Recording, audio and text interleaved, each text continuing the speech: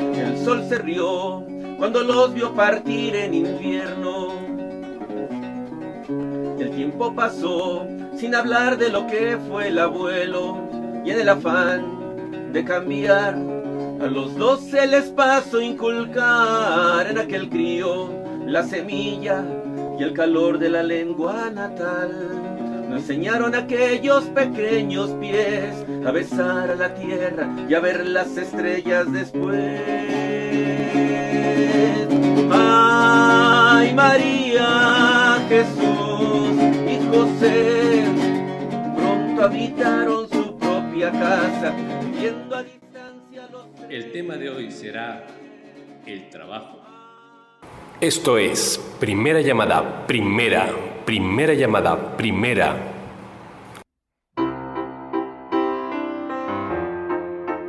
Segunda llamada, segunda llamada, segunda. Tu ausencia, una presencia equivocada, la de tu imagen, pidiéndome amor.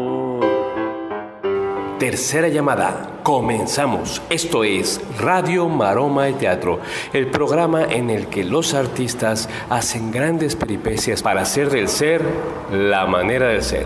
Bienvenidos. Abrirte los labios, meterme en tu cuerpo o decirte adiós. Buenos días, buenas tardes, buenas noches, querido auditorio. Yo soy Toño Reyes y estamos aquí en Radio Maroma de Teatro.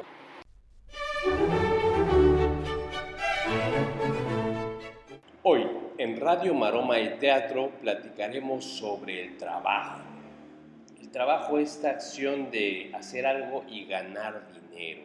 Bueno, muchos de los artistas, cuando decidieron ser artistas, pues les costó ahora sí que trabajar de artistas.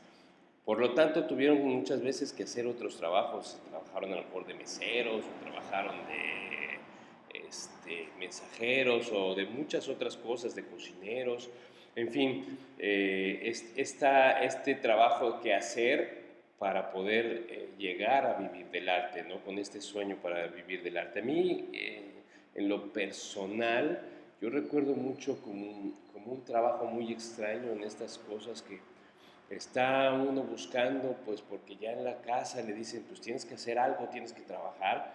Y me acuerdo haber ido por allá del Mundial 86 a un curso donde decía, venda usted cosméticos y no sé qué, a un curso de pirámide motivacional y verdaderamente los animadores o los presentadores hacían toda una labor pues más actoral que la venta, ¿no? Hacían toda una labor de venta para que tú te quedaras y al final compraras los cosméticos. El anuncio obviamente no decía que ibas a vender cosméticos, pero pues era una manera de captarte para que tú fueras a trabajar. Y fue una de las experiencias pues muy curiosas porque ahí recuerdo ese día estaba jugando México contra Alemania y al final de toda esta plática de todo el día que nos dieron pláticas motivacionales, nos dieron café, galletas y uno ya estaba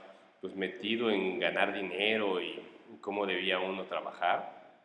Nos pasaron el programa de México-Alemania en una super pantalla, pues fue muy emocionante porque fue un partidazo aquí en México y realmente fue de esas veces que vimos que la selección podía pasar a hacer un gran papel, ¿no? Porque los mexicanos siempre hemos pensado que nuestra selección puede ser campeona del mundo y bueno, ahí estábamos en ese sueño, pero obviamente un trabajo motivacional para vender cosméticos. Y bueno, la verdad es que no me quedé al trabajo a la hora que dijeron que había que vender cosméticos, ya no regresé. En mi vida hice algunos trabajos que no tuvieron que ver con el arte, pero busqué siempre estos trabajos que fueran relacionados siempre con una actividad artística. Hoy tenemos a dos invitados de súper lujo, a una bailaora importantísima, una bailaora que se ha destacado mucho en la Riviera Maya, sobre todo,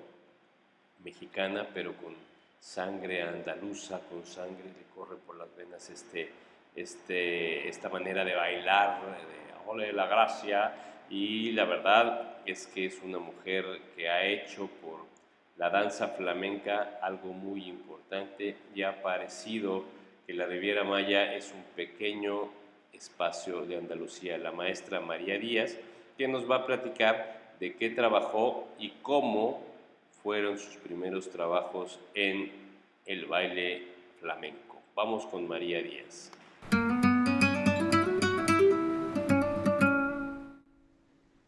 Sí, hola Antonio, pues aquí estoy para responder a tus preguntas. Bueno, yo estudié Ciencias de la Comunicación, soy periodista, soy licenciada en Ciencias de la Comunicación y me dediqué un tiempo a ese trabajo, pero la verdad es que mi corazón estaba con la danza y por eso pues comencé a bailar. Pero pues bueno, de trabajos, hice muchos trabajos. Porque para la temporada de la universidad estuve dando clases en una escuela primaria, clases de historia, porque me gusta mucho la historia. Y también estuve dando clases de literatura después,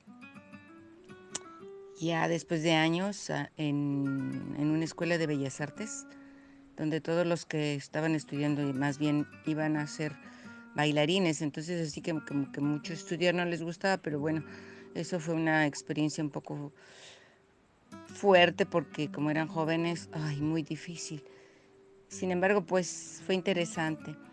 Y bueno, y después de ahí dejé el periodismo y dejé todo este tipo de trabajos y me salió un trabajo de bailarina, porque yo estudiaba en todos mis ratos libres danza. Estudiaba danza desde siempre, danza hawaiana, danza mexicana. De hecho, hice 2 viajes a Europa en un grupo que se llama Iyolmasewayot, bueno, se llamaba, como bailarina de folclore, pero mi pasión es el flamenco, entonces pues me dediqué a bailar. Bueno, siguiendo con este tema de que me dediqué al flamenco como bailadora profesional, pues estuve trabajando como mi primer trabajo en un hotel en la Ciudad de México que se llamaba el Fiesta Palace, en un bar que se llamaba El Caballo Negro. Y ese fue mi primer trabajo. Estaba muy asustada. Empecé de solista con una bailadora, compañera. Ella hacía su baile y cantaba y yo pues bailaba. Me acuerdo que bailé por Alegrías de Cádiz y tenía mucho, pues como inseguridad, ¿verdad? Pero bueno, poco a poco con mis compañeros, guitarristas y todo, pues fue desarrollándose cada vez más la experiencia. Aunque tuve una experiencia chistosa, digamos, de bailadora, trabajando en Acapulco, en un hotel que se llamaba Copacabana. Iba con un grupo, entre ellos el guitarrista era gitano y el principal bailador también. Y recuerdo que cuando estaba bailando por tangos, resbalé cuando terminé al final, que me tenía que sentar y en lugar de sentar caí de rodillas y fue un aplauso maravilloso porque pensaron que ese era mi gran final. Pero bueno, y pues así ha sido muy interesante bailar. La danza tiene muchos caminos.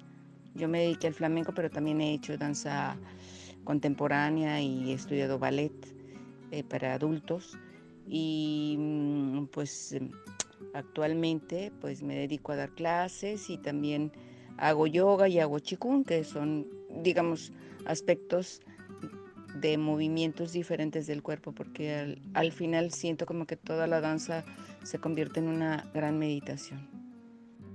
Bueno, y otras cosas importantes que me pasaron como las experiencias de bailadora fue poder viajar en diferentes lugares de la República Mexicana y conocer a Paco de Lucía, conocer a gente como Vicente Amigo, como otros importantes pues bailadores y cantadores del mundo flamenco, gitanos.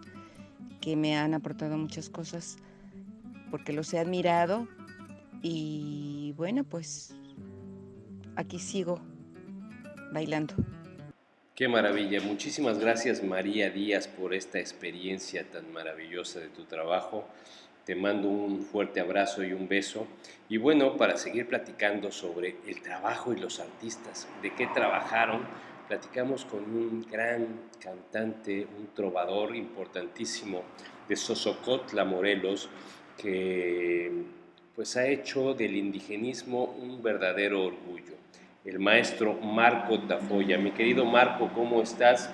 Bienvenido a Radio Maroma de Teatro. Te escuchamos sobre tu experiencia del trabajo. ¿De qué trabajaste que no fuera de artista antes de empezar tu carrera artística? Buenos días, mi nombre es Marco Antonio Tafoya Soriano y déjame decirte, mm, un trabajo raro. Bueno, realmente que no me haya gustado, no, porque prácticamente todo lo que he hecho me ha gustado, pero sí podría decir que algo que está como muy despegado de mi quehacer como músico y como compositor es que en algún momento tuve que trabajar como asistente en un bufet jurídico de uno de mis hermanos, ¿no? Al principio decía, bueno, pues mientras hay que ir sacando el recurso, no es lo mismo estar en el juzgado, darle seguimiento a procesos, estar viendo apelaciones, estar viendo, o sea, esa serie de cosas, bueno, también de alguna manera como entender las diferentes problemáticas, ¿no? Las acciones, las demandas, el tipo, bueno, son un mundo completamente diferente a la que yo andaba buscando, casi casi queriendo construir la paz mundial, ¿no? Mediante la canción y mediante, o bueno, sí, también, ¿por qué no hablar? Quería generar la revolución, ¿no? Cambiar el mundo, pero resulta que el tener que meterme aquí a trabajar y ver toda esa problemática que existía de alguna manera, pues también me ayudó muchísimo a construir la óptica, ¿no? Inclusive la forma de poder ver la realidad y poderla retratar cuando canto, ¿no? Sí, eso creo que es. No usé la guitarra en ningún juzgado, ¿no? No usé ni el verso, pero sí entendí que la palabra era muy importante para poder trabajar, no sé, para poder expresar, ¿no? Y ponerle nombre a las cosas, porque entendí que una acción cambiaba su dimensión, su significado, dependiendo de la palabra con la que se juzgara, ¿no? Con la que se nombrara más bien. De ahí creo que ese ha sido el trabajo más raro que tenía. Bueno, recordar la primera vez que me pagaron o que comencé más bien a ganar un recurso económico a través de mi trabajo como músico, pues no lo tengo como muy claro, porque de alguna manera, pues el ser músico tradicional, no es que uno viva del aplauso, pero más bien es como el servicio que le presta a la comunidad. Toco para la danza, toco para el festival, toco para, o sea, porque ahí de alguna forma la manera de convivir, de alegrar, de estar con la gente, ¿no? Entonces por eso no se pensaba como un pago por ese servicio, más bien era el servicio que presto a la comunidad. Pero fue interesante porque en el momento en que tuve que salir de la comunidad, hubo que ingresar como a otros ámbitos, ¿no? Donde no existe este tipo de servicios, o al menos no son tan visibles, y es más fácil pensar de repente en que tengo que tocar en algún bar, en algún restaurante, en algún espacio así, o vender serenatas y cosas como esas, ¿no?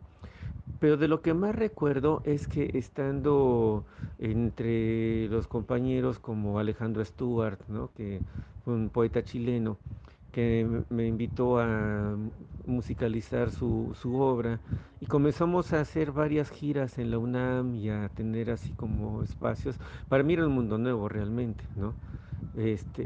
Y que me pagaran por hacer eso, ¿no? Por llegar y tocar la guitarra. No para tocar la música como preestablecida, como en la danza o algo así, sino de repente decir, tienes chance de que aquí ponle la música, invéntatela, ¿no? No sé qué tan bien me salió, pero bueno, lo interesante, el ejercicio era que hubo un momento en el que pude hacer lo que yo quería, ¿sí? y recibir un pago por eso, ¿no? Para mí fue como muy importante porque entonces valoraba muchísimo o sentía que era muy valorado lo que hacía, aunque había perdido la UNAM, ¿no? O sea, había perdido la Escuela Nacional de Música por algunos conflictos, no con la UNAM, sino más bien conflictos, violaciones a los derechos humanos que sufrió mi familia en aquellos tiempos, ¿no? Aquí en el estado de Morelos. Pues más o menos es lo que recuerdo. Lo que más recuerdo es que con Alejandro Stuart pude conocer a mucha gente que admiré desde niño, ¿no? Como Amparo Ochoa, Gabino Palomares, de repente Eugenia León. Ellos posiblemente no me pudieran haber recordado porque yo era un chavito muy serio, muy callado, pero fue para mí muy emocionante verlos, estar ahí, inclusive algunas veces Amparo me corrigió algunas canciones, algunas letras, ¿no? Que tenía mucha paciencia, no sé, era muy, muy amable en ese sentido. Y pues creo que por todo eso se me hizo como muy especial, ¿no? Más que el recurso, el reconocimiento me parecía que era algo que me dio mucha seguridad y podría decir, claro, un empoderamiento hacia el trabajo que yo hago, ¿no? Digamos, fue fortalecer la convicción. Muchísimas gracias, Marco. Pues hablando de fortalecer justamente la convicción, yo creo que un hombre de convicción ha sido tú, un gran luchador por México, por Xosocotla, por nuestro país, por el indigenismo, por los mexicanos. Y déjame platicarle a la gente una anécdota muy importante que tenemos juntos en un programa hace muchos años. Estaba naciendo mi hija y en la entrada de este programa escuchamos una canción bellísima de una costumbre que se hace en Xosocotla. Para darle identidad a los niños se siembra el ombligo, el cordón umbilical, y a mí me pareció una historia hermosísima, además que me sensibilizó porque en ese momento estaba naciendo mi hija maravillosa y me hizo muy feliz hacerlo. Hice justamente eso, está sembrado el ombligo de mi hija en Cuernavaca y eso pues como me ha dado muchísima identidad a mí y seguramente a ella. Gracias, Marco.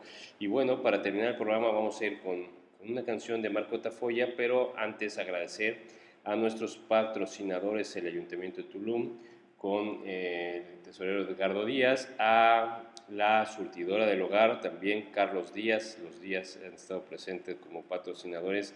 La surtidora del hogar en Valladolid, Yucatán, en la calle 39, entre 44 y 46. Muchísimas gracias por apoyar la cultura y apoyar este programa Radio Maroma y Teatro. Yo soy Toño Reyes y nos escuchamos el próximo programa. Esto fue todo por hoy. Vamos con Marco Tafoya.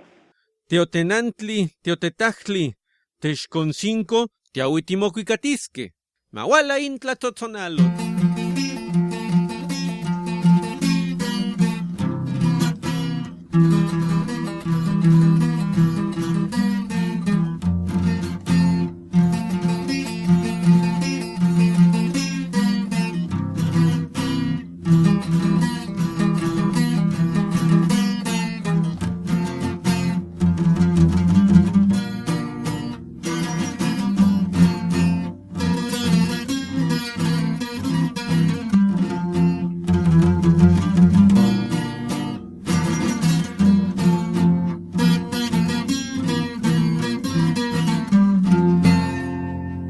Nintonali kipia oxetlapali, nuki kipia yankuik tlateneualistli. Axanayemo titlachiasque incuali, ikmostin tikatej, ikamiekpakilistli. Xiauikan nini nachitonkalistli, xiamexmakan miektin neyolewaloni, pampa mauetzka axkan tonemilistli, amexeleuia nintlahtokuikani, mawala intlatotonalo.